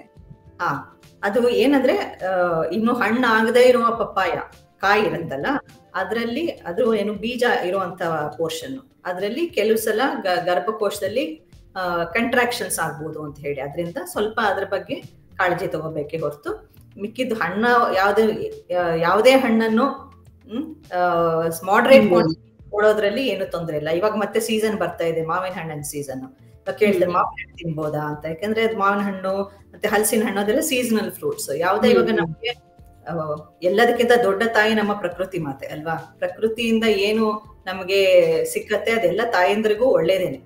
ಬಟ್ ಕೀ ಫ್ಯಾಕ್ಟರ್ ಅಲ್ಲಿ ಮಾಡ್ರೇಷನ್. ಈಗ ನಂಗೆ ಮಾವಿನ ಹಣ್ಣು ತಿನ್ಬೋದು ಒಳ್ಳೇದಂತ ಹೇಳಿದಾರೆ ಡಾಕ್ಟರ್ ಅಂತ ದಿನಕ್ಕೆ 2-3 ಮಾವಿನ ಹಣ್ಣು ತಿನ್ನೋಂಗಿಲ್ಲ. ಸೊ ಮಾಡ್ರೇಟ್ ಕ್ವಾಂಟಿಟಿಯಲ್ಲಿ ತಗೋಬೇಕು. ಓಕೆ, ಈಗ ಕೆಲವು ಗರ್ಭಿಣಿಯರಿಗೆ ಹೆಚ್ಚು ಹುಳಿ ತಿನ್ಬೇಕು, ಖಾರ ತಿನ್ಬೇಕು ಅಂತ ಅನ್ಸುತ್ತೆ. ಸೊ ಅವ್ರಿಗೆ ಆಸೆ ಆಗ್ತಾ ಇದೆ ಅಂತ ಹೆಚ್ಚು ಹುಳಿ, ಖಾರ ಅಥವಾ ಸಿಹಿ ಫುಡ್ ಅನ್ನ ಕೊಟ್ರೆ ಆ ಪ್ರೆಗ್ನೆನ್ಸಿ ಟೈಮ್ ಅಲ್ಲಿ ಎಫೆಕ್ಟ್ ಆಗುತ್ತಾ? ಹಾಗಾದ್ರೆ ಖಾರ ಹುಳಿ ಮುಖ್ಯವಾಗಿ ಅದರಿಂದ ಆಸಿಡಿಟಿ ಆಗ್ಬೋದು ಅಂತ ಹೇಳಿ. ಯಾಕೆಂದ್ರೆ ಹುಳಿ ತೇಗ ಬರೋದು, ಮತ್ತೆ ಎದೆ ಉರಿ ಆಗೋದು, ಮಲಗಿದಾಗ ಆಸಿಡ್ ರಿಫ್ಲೆಕ್ಸ್ ಆಗೋದು ಅದೆಲ್ಲ ಜಾಸ್ತಿ ಆಗುತ್ತೆ. ಪ್ರೆಗ್ನೆನ್ಸಿನಲ್ಲಿ ಸ್ವಲ್ಪ ಆಗ್ಲೇ ಹೇಳಿದ ಹಾಗೆ ಜೀರ್ಣ ಆಗೋದು ಕಡಿಮೆ, ಸ್ವಲ್ಪ ಆ ಕಾರಣಕ್ಕೆ ಹೊಟ್ಟೆನಲ್ಲಿ ಆಸಿಡ್ ಉತ್ಪತ್ತಿ ಜಾಸ್ತಿ ಇರುತ್ತೆ. ಜಾಸ್ತಿ ಸ್ಪೈಸಿ ಇರುವ ಆಹಾರ ತಗೊಂಡ್ರೆ ಈ ತೊಂದರೆಗಳು ಜಾಸ್ತಿ ಕಾಣ್ಬೋದು ಅನ್ನೋ ಕಾರಣಕ್ಕೆ ಯಾವಾಗ್ಲೂ ಒಂದ್ ಸ್ವಲ್ಪ ತಗೊಂಡ್ರೆ ತೊಂದ್ರೆ ಇಲ್ಲ, ಬಟ್ ಯಾವಾಗ್ಲೂ ಅದೇ ತಗೊಳ್ಳೋದು ಅವ್ರಿಗೆ ಅದರಿಂದ ತೊಂದರೆ ಉಂಟಾಗತ್ತೆ ಅಷ್ಟೇ. ಮತ್ತೆ ಸಿಹಿಗೆ ಬಂದಾಗ ಈಗ ಸಿಹಿ ನಾವು ಈಗ ಭಾರತದಲ್ಲಿ ಡಯಾಬಿಟಿಸ್ ತುಂಬಾ ನೋಡ್ತೀವಿ, ಸಿಹಿ ಮೂತ್ರ ಕಾಯಿಲೆ. ಅದು ಪ್ರೆಗ್ನೆನ್ಸಿನಲ್ಲಿ ಬರುವ ಒಂದು ಡಯಾಬಿಟಿಸ್ಗೆ ಜೆಸ್ಟೇಷನಲ್ ಡಯಾಬಿಟಿಸ್ ಅಂತ ಹೇಳ್ತೀವಿ. ಅದು ಈಗ ಒಂದು ಸುಮಾರು ಒಂದು 20%, 20% ಗರ್ಭಿಣಿ ಹೆಂಗಸರಿಗೆ ಅದು ನೋಡ್ತೀವಿ ನಮ್ಮ ದೇಶದಲ್ಲಿ. ಸೊ ಡೈರೆಕ್ಟ್ ಆಗಿ ನಮ್ಮ ಶುಗರ್ ಇಂಟೇಕ್ಗೆ ಅದು ಏನು ಕೋರಿಲೇಷನ್ ಇಲ್ಲದೆ ಇದ್ರೂ ಸಹ ನಮ್ಮ ಒಟ್ಟಾರೆ ಕ್ಯಾಲರೀಸ್ ಮೇಲೆ ಅದು ಡಿಪೆಂಡ್ ಆಗುತ್ತೆ. ಮತ್ತೆ ಕ್ವಾಲಿಟಿ ಆಫ್ ದ ಫುಡ್, ನಾವು ಸುಮ್ಮನೆ ಕ್ಯಾಲರೀಸ್ ಜಾಸ್ತಿ ಇರುವಂತ ಆಹಾರ ತಗೊಂಡು ಅದರಲ್ಲಿ ಬೇರೆ ಪೌಷ್ಟಿಕಾಂಶಗಳು ಕಡಿಮೆ ಅಂದ್ರೆ ಪ್ರೋಟೀನ್ ಕಡಿಮೆ ಇದ್ದು, ಫೈಬರ್ ಕಡಿಮೆ ಇದ್ದು, ಶುಗರ್ ಅಂಶನೇ ಜಾಸ್ತಿ ಇದ್ರೆ ಅಂತವ್ರಿಗೆ ಜೆಸ್ಟೇಷನಲ್ ಡಯಾಬಿಟಿಸ್ ಬರುವ ಸಾಧ್ಯತೆ ಜಾಸ್ತಿ ಇರುತ್ತೆ.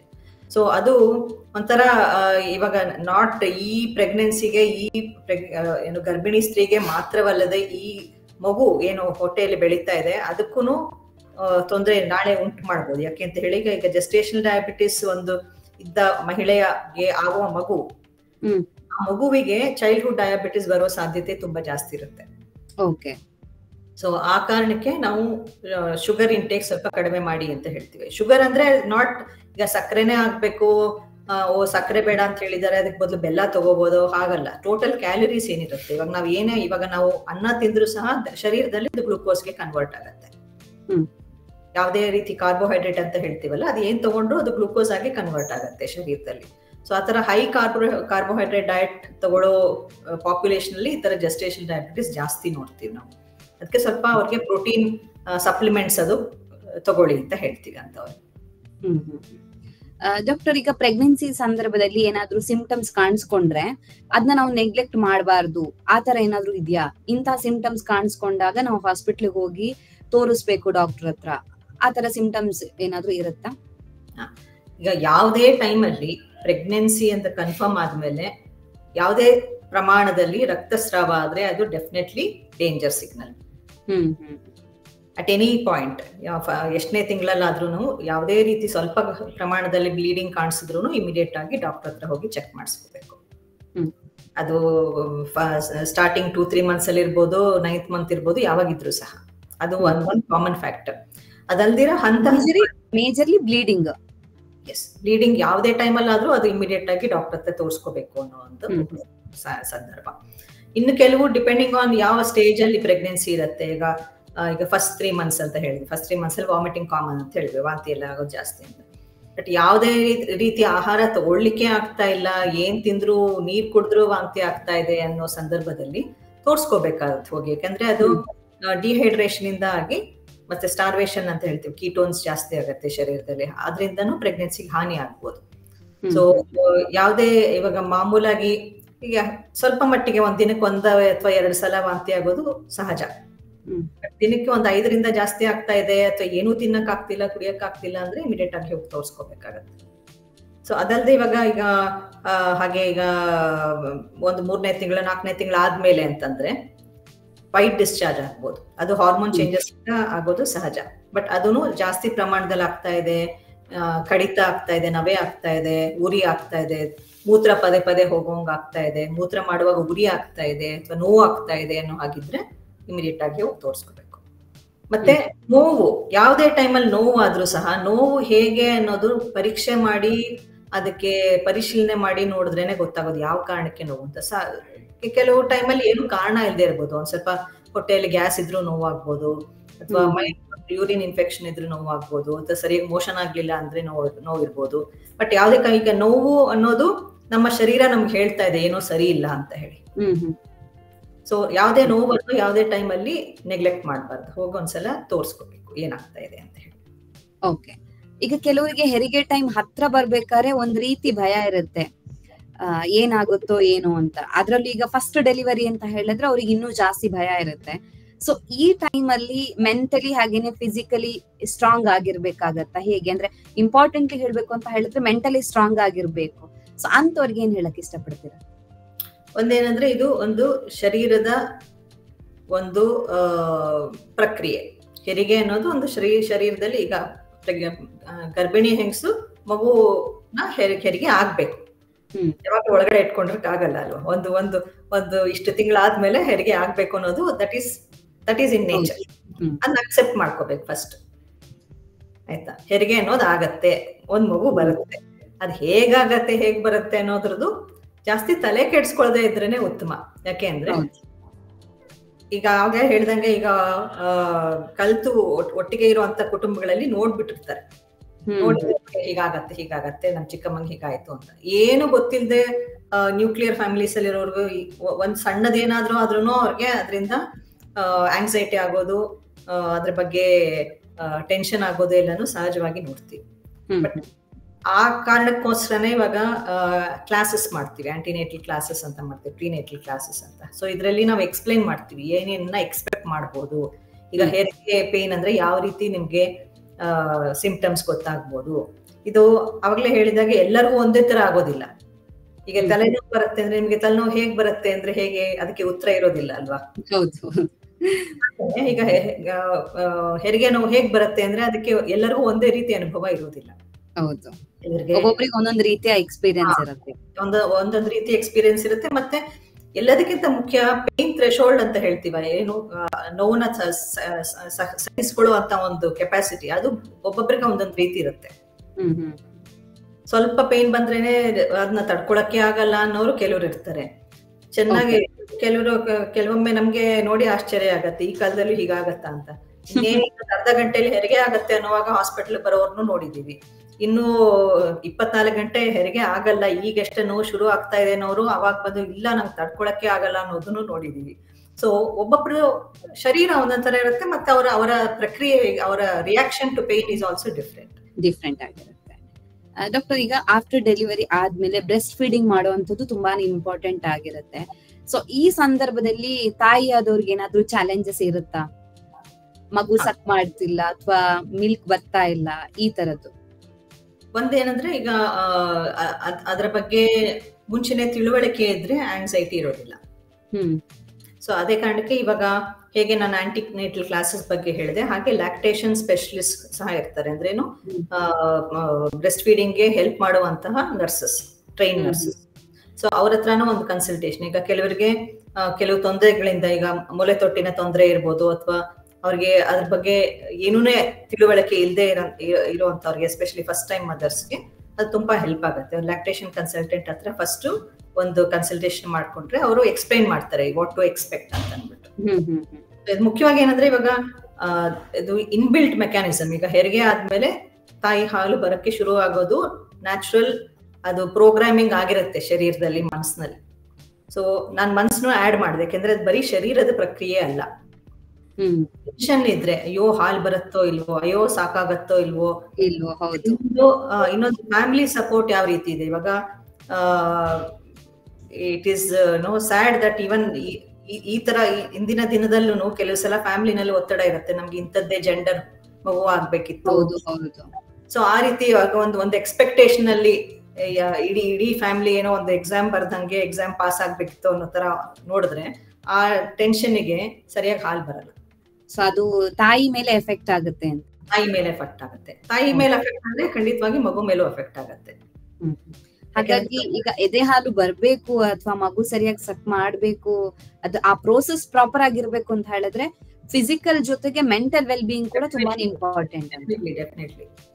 ಯಾಕಂದ್ರೆ ಈಗ ನೋಡಿ, ಈಗ ಮೊಲೆ ಹಾಲು ಉಣಿಸುವ ಏನಿದೆ ಪ್ರಕ್ರಿಯೆ ಇದೆ, ಅದು ಬರೀ ಮನುಷ್ಯ ಮಾತ್ರಕ್ಕಲ್ಲ, ಮ್ಯಾಮಲ್ಸ್ ಗ್ರೂಪ್ ಗೆ ಬರೋ ಎಲ್ಲ ಪ್ರಾಣಿಯಲ್ಲೂ ಇರೋ ಬೇರೆ ಪ್ರಾಣಿಗಳಿಗೂ ಕೂಡ ಇರುತ್ತೆ, ಪ್ರಾಣಿಗಳಲ್ಲೂ ಇರುತ್ತೆ. ಬೇರೆ ಪ್ರಾಣಿಗಳಲ್ಲಿ ಈ ತರ ಲ್ಯಾಕ್ಟೇಷನ್ ಕನ್ಸಲ್ಟೆಂಟ್ ಅಂತ ಆಗ್ಲಿ, ಲ್ಯಾಕ್ಟೇಷನ್ ಪ್ರಾಬ್ಲಮ್ಸ್ ಅಂತ ಆಗ್ಲಿ ಯಾಕೆ ಇರೋದಿಲ್ಲ, ಮನುಷ್ಯರಿಗೆ ಯಾಕಿರುತ್ತೆ? ಅವರಲ್ಲಿ ಇಲ್ದೇ ಇರೋದು ನಮ್ಮಲ್ಲಿ ಏನಿದೆ ಅಂದ್ರೆ ಸ್ಟ್ರೆಸ್ ಅಲ್ವಾ? So stress is a major factor inhibiting breastfeeding, ಅದೊಂದು ವಿಷಯ. ಮತ್ತೆ ಇನ್ನೊಂದು ಏನಂದ್ರೆ, ಈಗ ಡಯಟ್, ಇವಾಗ ಸುಮಾರು ನಾವು ನೋಡೋದೇನಂದ್ರೆ, ಇವಾಗ ಹೇಗೋ ಪ್ರೆಗ್ನೆನ್ಸಿನಲ್ಲಿ ಡಾಕ್ಟರ್ ಹೇಳ್ದಂಗೆ ಕೇಳ್ಬಿಟ್ಟಿರ್ತಾರೆ, the whole childbirth process ಏನಿರುತ್ತೆ ಒಂದು it is a social event ಅಂತ ಹೇಳ್ತೀನಿ. Not just a biological event. ಒಂದು ತಾಯಿ ಒಂದು ಮಗುವಿನ ಹೆರಿಗೆ ಆಯ್ತು ಅನ್ನೋದು ಅಷ್ಟೇ ಅಲ್ಲ, ಫ್ಯಾಮಿಲೀಸ್ ಆರ್ ಇನ್ವಾಲ್ವ್. ಈ ಕಡೆ ಫ್ಯಾಮಿಲಿ, ಅವ್ರ ಕಡೆ ತಂದೆ ತಾಯಿ, ಇವ್ರ ಕಡೆ ತಂದೆ ತಾಯಿ, ಅವರ ಎಕ್ಸ್ಟೆಂಡೆಡ್ ಫ್ಯಾಮಿಲೀಸ್ ಎಲ್ಲರದೂ ಇಟ್ ಇಸ್ ಅ ಸೆಲಿಬ್ರೇಷನ್. ಒಂದು ಜೀವ ಬಂತು ಒಂದು ಫ್ಯಾಮಿಲಿಗೆ ಅಂದ್ರೆ ಅದೊಂದು ಸೆಲಿಬ್ರೇಷನ್.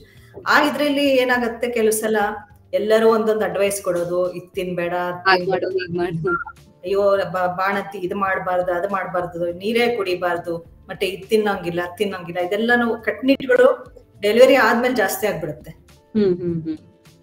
ಹಾಗಾಗಿ ಪೌಷ್ಟಿಕಾಂಶ ಇರೋ ಆಹಾರ ತುಂಬಾ ಕಡಿಮೆ ಸೇವನೆ ಮಾಡೋದು ಇವನ್ ಎಜುಕೇಟೆಡ್ ಹೆಣ್ಮಕ್ಳಲ್ಲೂ ನಾವು ಕಾಮನ್ ಆಗಿ ನೋಡ್ತೀವಿ. ಅಂದ್ರೆ ಸಜೆಷನ್ಸ್ ಜಾಸ್ತಿ ಬರ್ತಾ ಇರುತ್ತೆ ಸುತ್ತಮುತ್ತ. ಹಾಗಾಗಿ ಬಿಡತ್ತಂತೆ. ಇವನ್ ಏನೋ ವೆಜಿಟೇರಿಯನ್ಸ್ಗೂ ಸಹ ಇದೇ ಕೊಡೋದಿಲ್ಲ, ಏನು ದಾಲ್ ಅಂಶ ಏನು ಕೊಡೋದಿಲ್ಲ, ಬರೀ ಗಂಜಿ ಊಟ ಮಾಡಿಸೋದು, ಏನು ಪ್ರೋಟೀನ್ಸೇ ಇರೋದಿಲ್ಲ, ಅದ್ರಲ್ಲಿ ಏನು ಫೈಬರೇ ಇರೋದಿಲ್ಲ, ಬರೀ ಕಟ್ಸಾರ್ ತಿನ್ಸೋದು, ಈ ತರ ಮಾಡೋದ್ರಿಂದ ಪೌಷ್ಟಿಕಾಂಶ ಇಲ್ದಿರ ಹಾಲು ಕಡಿಮೆ ಆಗುತ್ತೆ. ಮತ್ತೆ ಇನ್ನೊಂದು ಅದಕ್ಕಿಂತ ಡೇಂಜರಸ್ ಆಗಿ ಏನಂದ್ರೆ ನೀರ್ ಕುಡಿಯೋದು ಬಿಟ್ಬಿಡ್ತಾರೆ. ಮಿಲ್ಕ್ ಪ್ರೊಡಕ್ಷನ್ಗೆ ನೀರ್ ಕುಡಿಯೋದು ತುಂಬಾ ಮುಖ್ಯ. 1-2 ನೀರಾದ್ರೂ ಮಿನಿಮಮ್ ಕುಡಿಬೇಕು. ಸುಮಾರು ಜನ ಹೆಣ್ಮಕ್ಳು ಹೇಳೋದಿಲ್ಲ, ನಮ್ಮ ಮನೇಲಿ 2 ಲೋಟ ಕುಡಿ ಅಂತ ಹೇಳಿದ್ದಾರೆ ಅಂತ, ಜಾಸ್ತಿ ನೀರ್ ಕುಡಿದ್ರೆ ಹಾಲ್ ನೀರಾಗ್ಬಿಡತ್ತೆ ಅಂತ ಹೇಳಿದ್ದಾರೆ ಅಂತ. ಇದೆಲ್ಲಾನು ತಪ್ಪು ಕಲ್ಪನೆಗಳು, ಮಿತ್ಸ್ ಅಂತ ಹೇಳ್ಬೋದು. ಹೌದು, ಮಿತ್ಸ್. ಸೊ ಇದ್ರ ಬಗ್ಗೆ ಅರಿವು ಮೂಡಿಸೋವಂಥದ್ದು ತುಂಬಾನೇ ಇಂಪಾರ್ಟೆಂಟ್ ಆಗಿರುತ್ತೆ. ಯಾಕಂತ ಹೇಳಿದ್ರೆ ಆ ಟೈಮ್ ಪೀರಿಯಡ್ ಅಲ್ಲಿ, ಆ ಪ್ರೆಗ್ನೆನ್ಸಿ ಆಗಿರ್ಬೋದು, ಆಫ್ಟರ್ ಡೆಲಿವರಿ, ಯಾರು ಏನೇ ಹೇಳಿದ್ರು ಕೂಡ ಅದನ್ನ ಅಕ್ಸೆಪ್ಟ್ ಮಾಡ್ಕೋತಾರೆ. ಹೀಗ ಆಗಿರ್ಬೋದು ಈ ತರ ಅಂತ ಕೇಳಿಸ್ಕೋತಾರೆ. ಸೊ ಅದು ಪ್ರಾಬ್ಲಮ್ ಆಗೋ ಚಾನ್ಸಸ್ ಇರುತ್ತೆ. ಖಂಡಿತ ಡಾಕ್ಟರ್, ಈಗ ಆಫ್ಟರ್ ಡೆಲಿವರಿ ಆದ್ಮೇಲೆ ಆಬ್ವಿಯಸ್ಲಿ ಎಲ್ಲಾ ತಾಯಂದ್ರಿಗೂ ಕೂಡ ನಿದ್ದೆ ಸಮಸ್ಯೆ ಇದ್ದೇ ಇರುತ್ತೆ. ಯಾಕೆಂತ ಹೇಳಿದ್ರೆ ರಾತ್ರಿ ಆದ್ರೆ ಮಗು ಮಲ್ಗಿರಲ್ಲ, ಡೇ ಟೈಮ್ ಅಲ್ಲಿ ಮಲ್ಗೋಕ್ಕಾಗಲ್ಲ ಅನ್ನೋ ತರ ಪ್ರಾಬ್ಲಮ್ ಇರುತ್ತೆ. ಆದ್ರೆ ಪ್ರತಿಯೊಬ್ಬರಿಗೂ ಕೂಡ ನಿದ್ದೆ ಇಂಪಾರ್ಟೆಂಟ್ ಆಗಿರುತ್ತೆ. ಅದ್ರಲ್ಲೂ ಕೂಡ ಬಾಣಂತಿಯರಿಗೆ ಇನ್ನೂ ಇಂಪಾರ್ಟೆಂಟ್ ಅಂತ ಹೇಳ್ಬೋದು. ಯಾಕಂದ್ರೆ ಅವರ ಫಿಸಿಕಲ್ ಮತ್ತೆ ಮೆಂಟಲ್ ವೆಲ್ ಬೀಯಿಂಗ್ ಅದು ತುಂಬಾನೇ ಇಂಪಾರ್ಟೆಂಟ್ ಆಗಿರುತ್ತೆ. ಹಾಗಾದ್ರೆ ಈ ನಿದ್ದೆಯನ್ನ ಅವ್ರಿಗೆ ನಿದ್ದೆ ಕಡಿಮೆ ಇದೆ ಅಂದಾಗ ಸೊ ಅದನ್ನ ಬ್ಯಾಲೆನ್ಸ್ ಮಾಡೋದು ಹೇಗೆ? ಮಗು ಮಲ್ಗಿರೋ ಟೈಮ್ ಅಲ್ಲಿ ಅವ್ರು ಮಲಗ್ಬೇಕಾಗತ್ತಾ, ಹೇಗೆ? ಹೌದು. ಇನ್ನೊಂದ್ ಏನಾಗತ್ತೆ ಅಂದ್ರೆ, ನೀವು ಡೆಲಿವರಿ ಆದ್ಮೇಲೆ ವಿಷಯ ಹೇಳಿದ್ರಿ, ಸುಮಾರು 7-8 ತಿಂಗಳ ಆದ್ಮೇಲೆ ಗರ್ಭಿಣಿ ಹೆಂಗಸರು ಸರಿಗೆ ಮಲಗ್ಲಿಕ್ಕೆ ಆಗುದಿಲ್ಲ.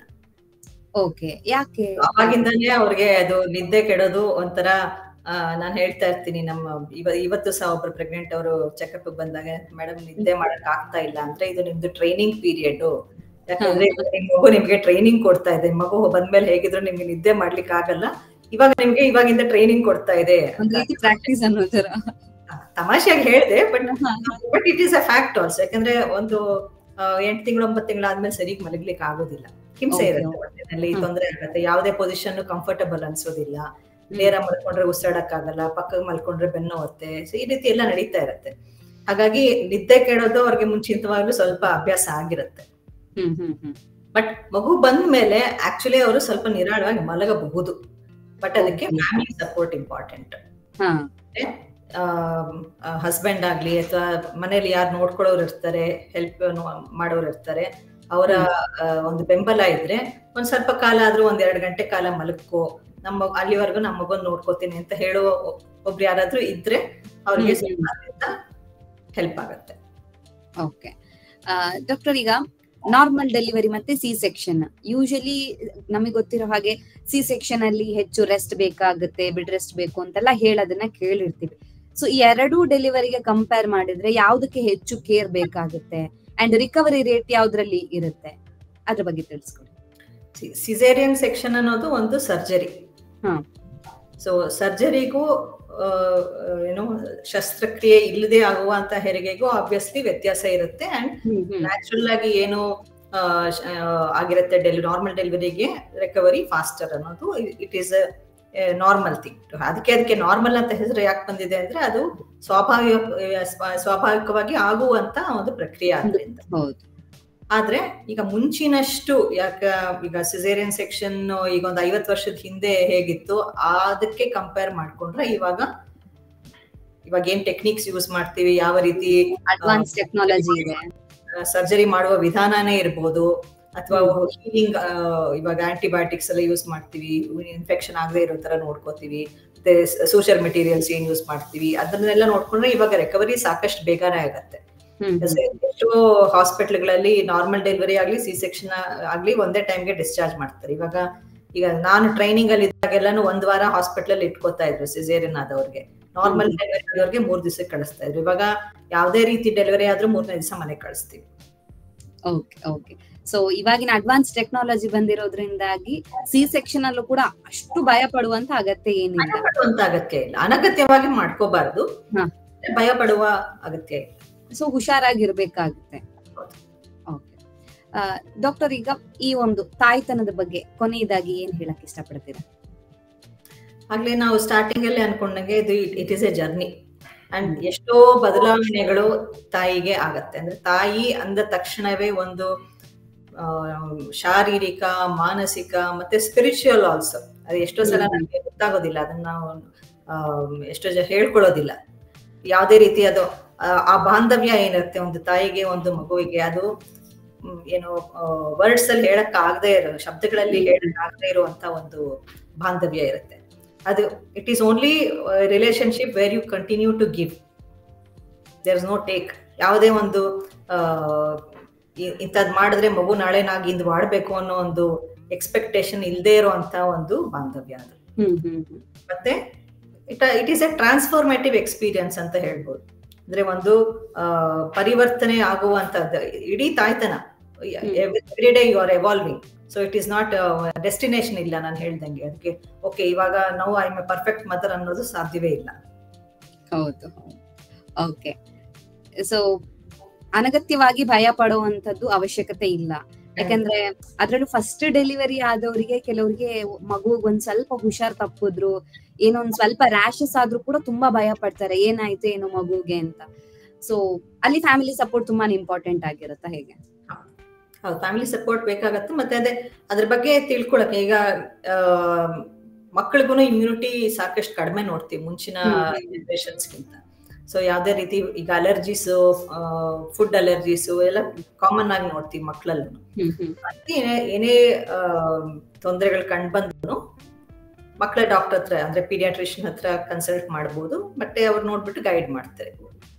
ಓಕೆ, ಸೊ ತಾಯ್ತನ ಅನ್ನುವಂಥದ್ದು ಒಂದು ಜರ್ನಿ, ಅದಕ್ಕೆ ಎಂಡ್ ಅನ್ನುವಂಥದ್ದು ಇಲ್ಲ. ಸೊ ಅದನ್ನ ಅನುಭವಿಸ್ಬೇಕಾಗತ್ತೆ, ಭಯ ಪಡಬಾರ್ದು, ಅದನ್ನ ಅನುಭವಿಸ್ಬೇಕು ಅನ್ನೋದನ್ನ ತಿಳಿಸ್ಕೊಟ್ಟಿದ್ರೆ. ಅಂಡ್ ಪ್ರೆಗ್ನೆಂಟ್ ವುಮೆನ್ ಯಾವ ರೀತಿಯಾಗಿ ಹೆಲ್ದಿ ಆಗಿರ್ಬೇಕು, ಪ್ರೆಗ್ನೆನ್ಸಿ ಟೈಮ್ ಅಲ್ಲಿ ಅವರು ಎಮೋಷನಲಿ ಹಾಗೇನೆ ಮೆಂಟಲಿ ಫಿಸಿಕಲಿ ಹೇಗೆ ಸ್ಟ್ರಾಂಗ್ ಆಗಿರ್ಬೇಕು, ಆಫ್ಟರ್ ಡೆಲಿವರಿ ಹೇಗಿರ್ಬೇಕು, ಫುಡ್ ಯಾವ ರೀತಿ ತಗೋಬೇಕು, ಎಲ್ಲದರ ಬಗ್ಗೆ ಹೆಚ್ಚಿನ ಮಾಹಿತಿಯನ್ನ ತಿಳಿಸ್ಕೊಟ್ಟಿದ್ರೆ. Thank you so much doctor, ನಮ್ಮ ಕಾರ್ಯಕ್ರಮದಲ್ಲಿ ಭಾಗವಹಿಸಿದ್ದಕ್ಕೆ. ನಮಸ್ಕಾರ. ನಮ್ಮ ಇವತ್ತಿನ ಕಾರ್ಯಕ್ರಮದಲ್ಲಿ ತಾಯಿ ಯಾವ ರೀತಿಯಾಗಿ ಆರೋಗ್ಯವಾಗಿರ್ಬೇಕು ಅನ್ನೋದ್ರ ಬಗ್ಗೆ ಹೆಚ್ಚಿನ ಮಾಹಿತಿಯನ್ನ ಡಾಕ್ಟರ್ ನಮ್ಗೆ ತಿಳಿಸ್ಕೊಟ್ಟಿದ್ದಾರೆ. ಆರೋಗ್ಯಕ್ಕೆ ಸಂಬಂಧಿಸಿದಂತ ಹೆಚ್ಚಿನ ವಿಡಿಯೋಗಳನ್ನ ನಮ್ಮ ವಿಜಯ ಕರ್ನಾಟಕ ಹೆಲ್ತ್ ಪೇಜ್ ನಲ್ಲಿ ನೀವು ನೋಡಬಹುದು.